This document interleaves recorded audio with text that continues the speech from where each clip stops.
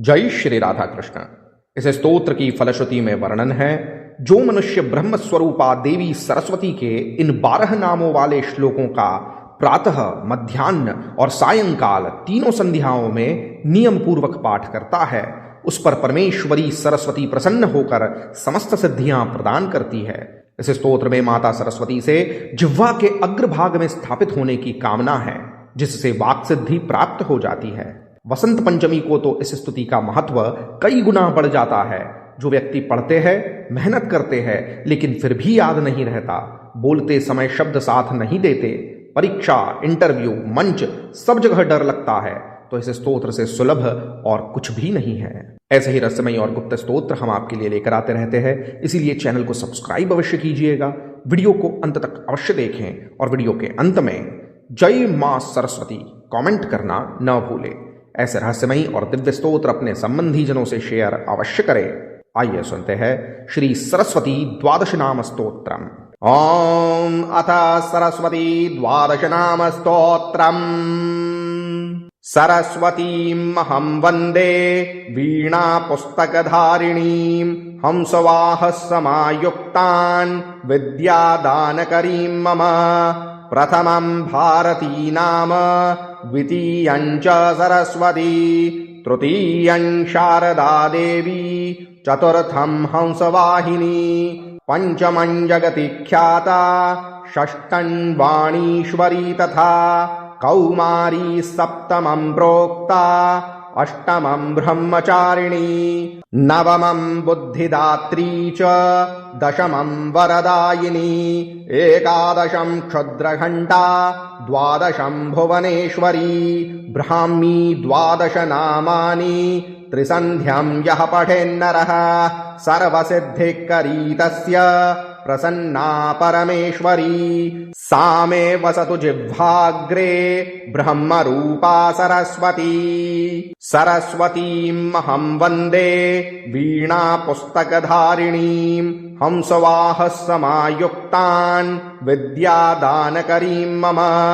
प्रथमं भारती नाम, द्वितीयं च सरस्वती, तृतीयं शारदा देवी, चतुर्थं हंसवाहिनी, पंचमं जगति ख्याता, षष्ठं वाणीश्वरी तथा कौमारी, सप्तमं प्रोक्ता, अष्टमं ब्रह्मचारिणी, नवमं बुद्धिदात्री च, दशमं वरदायिनी, एकादशं क्षुद्रघण्टा, द्वादशं भुवनेश्वरी, ब्राह्मी, द्वादश नामानि, त्रिसन्ध्यं यः पठेन्नरः सर्वसिद्धिकरी तस्य प्रसन्ना परमेश्वरी। सा मे वसतु जिह्वाग्रे ब्रह्मरूपा सरस्वती। सरस्वतीमहं वन्दे वीणा पुस्तकधारिणीं हंसवाहः समायुक्तान् विद्यादानकरीं मम। प्रथमं भारती नाम, द्वितीयं च सरस्वती, तृतीयं शारदा देवी, चतुर्थं हंसवाहिनी, पंचमं जगति ख्याता, षष्ठं वाणीश्वरी तथा कौमारी, सप्तमं प्रोक्ता, अष्टमं ब्रह्मचारिणी, नवमं बुद्धिदात्री च, दशमं वरदायिनी, एकादशं क्षुद्रघण्टा, द्वादशं भुवनेश्वरी, ब्राह्मी, द्वादश नामानि, त्रिसन्ध्यं यः पठेन्नरः सर्वसिद्धिकरी तस्य प्रसन्ना परमेश्वरी। सा मे वसतु जिह्वाग्रे ब्रह्मरूपा सरस्वती। सरस्वतीमहं वन्दे वीणा पुस्तकधारिणीं हंसवाहः समायुक्तान् विद्यादानकरीं मम।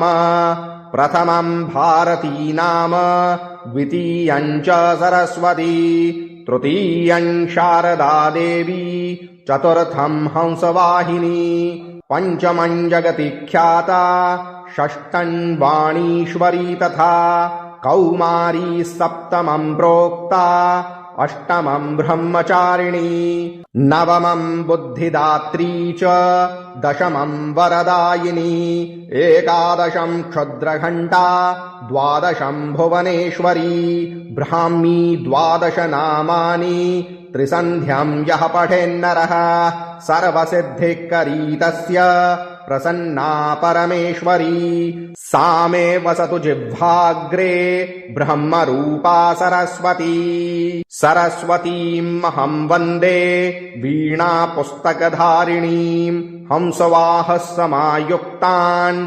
विद्यादानकरीं मम प्रथमं भारती नाम द्वितीयं च सरस्वती तृतीयं शारदा देवी चतुर्थं हंसवाहिनी पंचमं जगति ख्याता षष्ठं वाणीश्वरी तथा कौमारी सप्तमं प्रोक्ता अष्टमं ब्रह्मचारिणी नवमं बुद्धिदात्री च दशमं वरदायिनी एकादशं क्षुद्रघण्टा द्वादशं भुवनेश्वरी ब्राह्मी द्वादश नामानि त्रिसन्ध्यं यः पठेन्नरः सर्वसिद्धिकरी तस्य प्रसन्ना परमेश्वरी सा मे वसतु जिह्वाग्रे ब्रह्मरूपा सरस्वती सरस्वतीमहं वन्दे वीणा पुस्तकधारिणीं हंसवाहः समायुक्तान्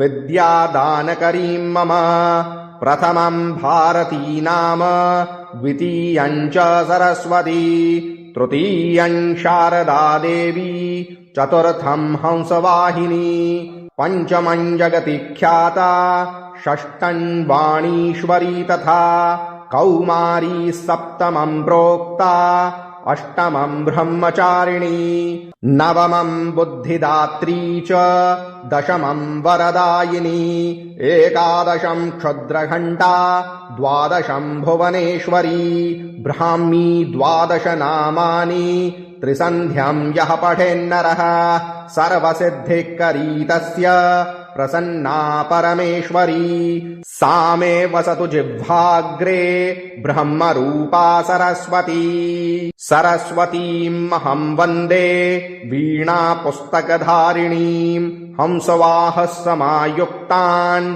विद्यादानकरीं मम प्रथमं भारती नाम द्वितीयं च सरस्वती तृतीयं शारदा देवी चतुर्थं हंसवाहिनी पंचमं जगति ख्याता षष्ठं वाणीश्वरी तथा कौमारी सप्तमं प्रोक्ता अष्टमं ब्रह्मचारिणी नवमं बुद्धिदात्री च दशमं वरदायिनी एकादशं क्षुद्रघण्टा द्वादशं भुवनेश्वरी ब्राह्मी द्वादश नामानि त्रिसन्ध्यं यः पठेन्नरः सर्वसिद्धिकरी तस्य प्रसन्ना परमेश्वरी सा मे वसतु जिह्वाग्रे ब्रह्मरूपा सरस्वती ॐ श्री सरस्वती द्वादश नाम स्तोत्रम्